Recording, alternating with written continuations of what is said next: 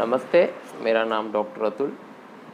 तो पिछले वीडियो में हमने जाना था कॉन्स्टिपेशन क्या होता है और आपको अगर कॉन्स्टिपेशन है तो आप कैसे जान सकते हैं, कॉन्स्टिपेशन आने पर क्या क्या लक्षण पाए जाते हैं और आयुर्वेदिक अप्रोच कब्ज़ होने पर उसका आयुर्वेदिक अप्रोच क्या होता है, अकॉर्डिंग टू मॉडर्न कब्ज़ के क्या क्या कारण होते हैं। तो ये सब हमने पिछले वीडियो में जान रखा था। अगर किसी ने भी वो वीडियो अगर नहीं देखा है तो ज़रूर आप जाके देखिएगा, ताकि आपको जो कॉन्स्टिपेशन के ऊपर जो पूरी जानकारी आपको उधर प्राप्त होगी। तो आज के वीडियो में हम कॉन्स्टिपेशन या कब्ज़ को कैसे आयुर्वेदिक रूप से हम उसका इलाज करें, हम क्या आयुर्वेदिक अप्रोच लेके आए, वो सब हम आज के वीडियो में डिस्कस करें। पहला पॉइंट जो होता है, आपके जो अभी के जो लाइफस्टाइल है, अभी का जो खान पान है, उसमें बहुत सारे बदलाव लाने होंगे। जो खाना, जिस खाने से आपको जो आपकी दहन शक्ति कम हो जाती है या आपको कब्ज़ पैदा होता है, उन सब खानों का नहीं खाना चाहिए आपको। तो कई व्यक्ति ऐसे हैं कि जो सोचते होंगे कि देखो डॉक्टर ने मेडिसिन प्रिस्क्राइब कर दिया है, तो अब खान पान में क्या चेंज लेके आए, क्या लाइफस्टाइल क्यों चेंज करें, डॉक्टर मेडिसिन लिखा है हम मेडिसिन खाएंगे, हमारा जो कब्ज़ है वो ठीक भी हो जाएगा। लेकिन ऐसा नहीं होता है, आपको अपने खान पान में भी बदलाव लाने होंगे। तो मेडिसिन तो खाना अच्छा ही होता है, क्योंकि मेडिसिन खाने से आपको अपने जो कब्ज़ जैसे कंडीशन में आराम मिलता है, उसी के साथ आप खुद भी उसमें कुछ थोड़ा प्रयत्न लाना होगा।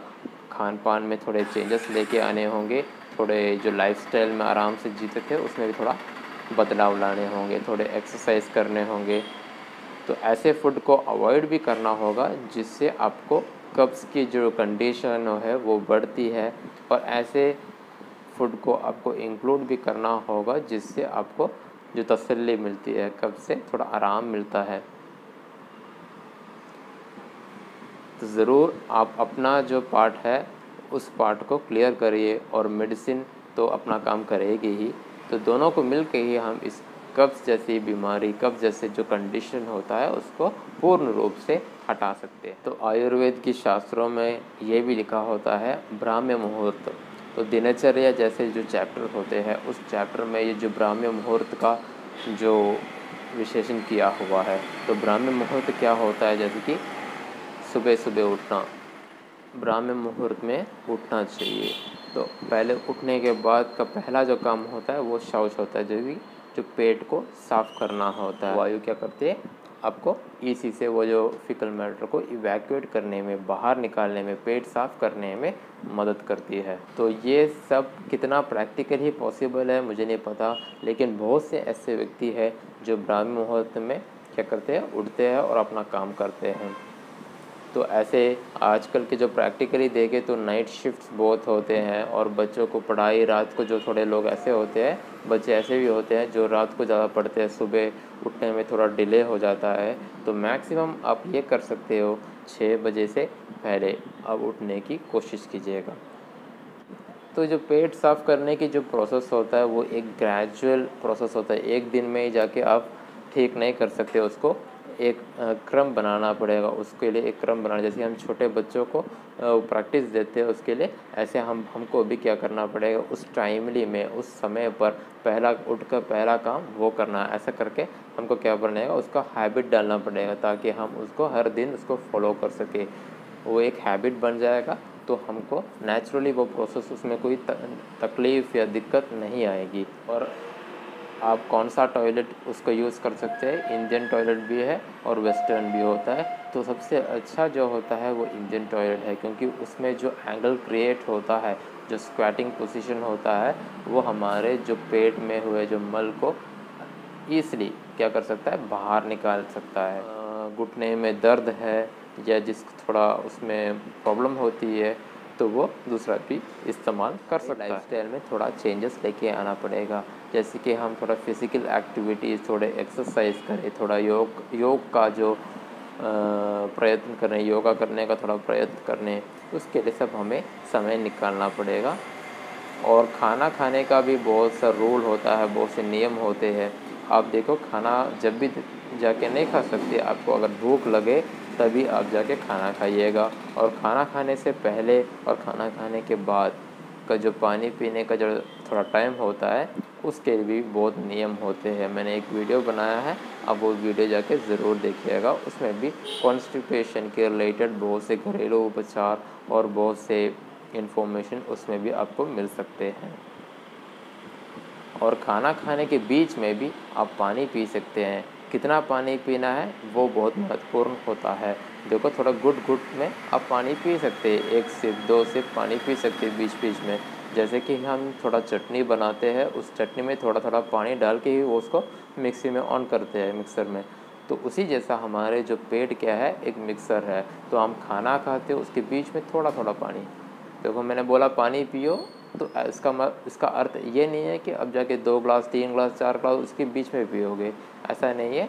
आप खाने के बीच में थोड़ा थोड़ा घूंट पानी पी सकते हो, ताकि हमारे जो पेट में जो उसका मिक्सिंग है वो सही से हो सके और खाना सही से पच जाए।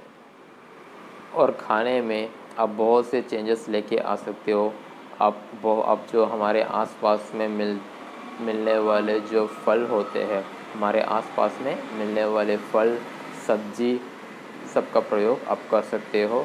फाइबर में जो रिच फूड होता है, फाइबर रिच जो फूड होता है, उसको भी अपने डाइट में आप क्या कर सकते हो, इंक्लूड कर सकते हो।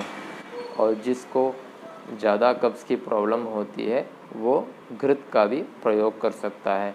जिसको हार्ट स्टूल्स होती है, जिसको दर्द होता है, जिसको टॉयलेट में या पेट को साफ़ करने में थोड़ा प्रॉब्लम रहता है, और जो पास करते समय बहुत सा हार्ड फीलिंग होता है जिससे उसको दर्द भी आती है, तो ऐसे कंडीशन में आप क्या कर सकते हो, घृत का प्रयोग कर सकते हो। देसी घी जो होती है उस घी को अपने आहार में थोड़ा मिला के आप उसका सेवन कर सकते हो, ताकि उधर क्या हो, स्निग्धता आए। तो घी क्या है, स्निग्ध प्रॉपर्टी है। तो घी खाने से आपके जो जब मिक्सिंग होता है उधर स्निग्धता आती है, और जो मल का जो फॉर्म होता है उसमें भी उतना रूक्षता नहीं होती है, रूक्ष गुण कम हो जाता है। उसका कारण क्या है, उसका कारण ये होता है कि वो घृत क्या है, स्निग्ध है। तो घृत का प्रयोग अपने डाइट में करें। और तेल का भी आप प्रयोग कर सकते हैं। तो मैंने बोला तेल का प्रयोग करने का अर्थ ये नहीं होता कि आप जाके कोई भी आइटम को फ्राई करके खा सकते हैं, उसका अर्थ ये नहीं है। आप क्या कर सकते हो, कच्चा तेल जो होता है वो खा सकते हो। उसका भी क्या है, सेम प्रोसेस रहता है। खाने में क्या होता है, हमारे जो खाना जो पचने में इसी हो जाता है, स्निग्धता आती है, और हार्ट स्टूल से आप क्या कर सकते हो, मुक्ति पा सकते हो। आपको थोड़े फूड ऐसे अवॉइड करने पड़ेंगे जो कब्ज़ को पैदा करती है, जैसे कि नॉन वेज हुआ, डीप फ्राइड फूड्स हुए जो अभी आपको मिलते हैं ना, जैसे कि फ़ास्ट फूड, डायरी फूड्स, और ऐसे ऐसे जो फूड्स होते हैं, तीखा फूड्स होते हैं, अचार का प्रयोग, उन सभी आहारों का प्रयोग आपको कम करना पड़ेगा, नहीं तो बिल्कुल रोकने की आप कोशिश कर सकते हो। तो इन फूड से क्या है, आपके जो पेट में कब्ज़ ज़्यादा हो जाती है।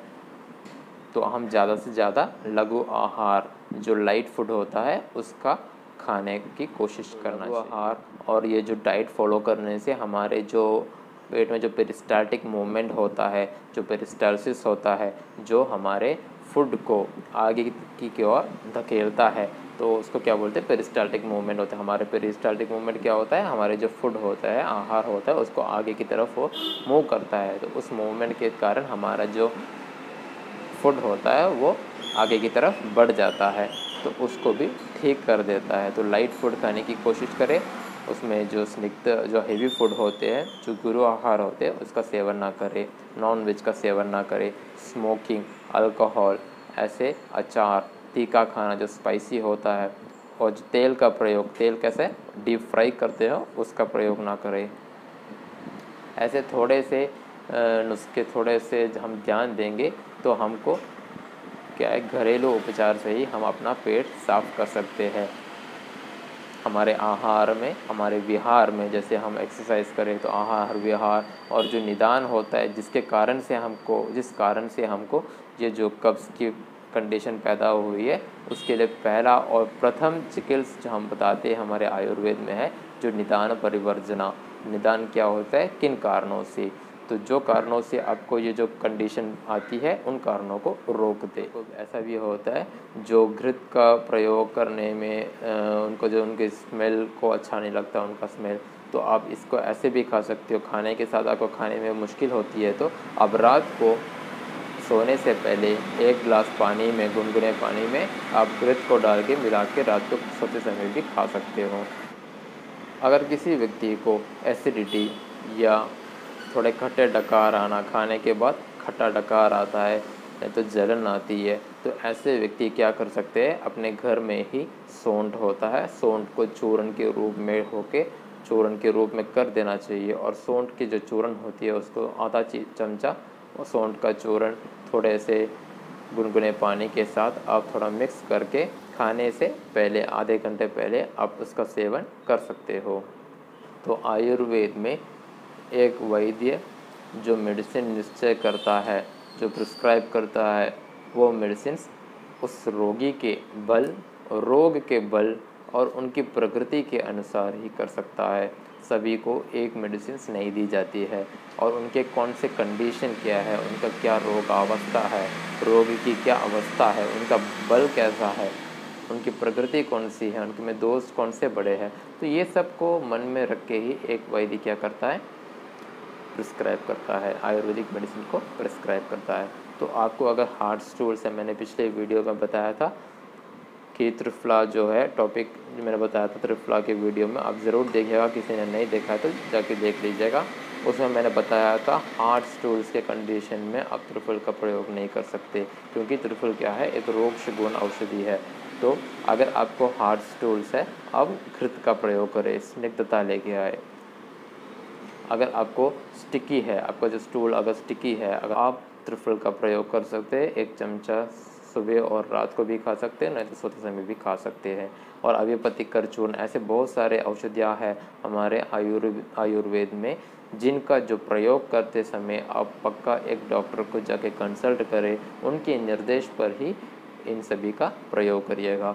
एरंड तैल होता है, तो एरंड तैल आप क्या कर सकते हो, रात को पानी के साथ या दूध के साथ खा सकते हो। ऐसे व्यक्ति ऐसे भी होंगे जो लैक्सेटिव जो मेडिसिन होती है उनका प्रयोग करते होंगे, तो ये जो लैक्सेटिव मेडिसिन है उनका प्रयोग करने पर भी ये क्या होता है, रोगश होता है, तो रोगशता बढ़ जाती है और उनको आराम मिलने से बगैर उनको क्या होता है और कंडीशन वर्स हो जाता है। जो प्रकृति को जान के, अपने रोग को जान के, कंडीशन को जान के ही मेडिसिन का सेवन कीजिएगा। ऐसे बहुत से व्यक्ति होते हैं जिनको पेट तो पूरा साफ़ हो जाता है लेकिन उनको सेटिस्फैक्शन नहीं मिलती, उनको ऐसा फीलिंग होता है, थोड़ा और जाने की फीलिंग होता है, सेटिस्फैक्शन नहीं रहती है, तो उनको क्या आवश्यकता होती है कि मृदु विरेचना औषधि होती है। तो ऐसे बहुत से उपाय, बहुत से कंडीशंस होती है जहाँ पे हमको अलग अलग मेडिसिन का प्रयोग करना पड़ता है। बस्ती चिकित्सा एक है जहाँ पे हम आयुर्वेदिक औषधि जो होती है उन औषधियों को गुद मार्ग से अंदर की तरफ देते हैं। एक टाइप का एनिमा होता है, मगर ये आयुर्वेदिक ट्रीटमेंट है। तो जहाँ पे एक वात दोष के मुख्य ट्रीटमेंट हम मानते हैं बस्ती को, तो ये भी एक चिकित्सा होती है, मगर लेकिन ये सब करने से पहले एक डॉक्टर की सलाह ज़रूरी होती है। आज के लिए बस इतना ही। अगर आपको ये कंटेंट अच्छा लगे तो ज़रूर आप लाइक कीजिएगा, शेयर कीजिएगा और सब्सक्राइब करना ना भूलिएगा। धन्यवाद।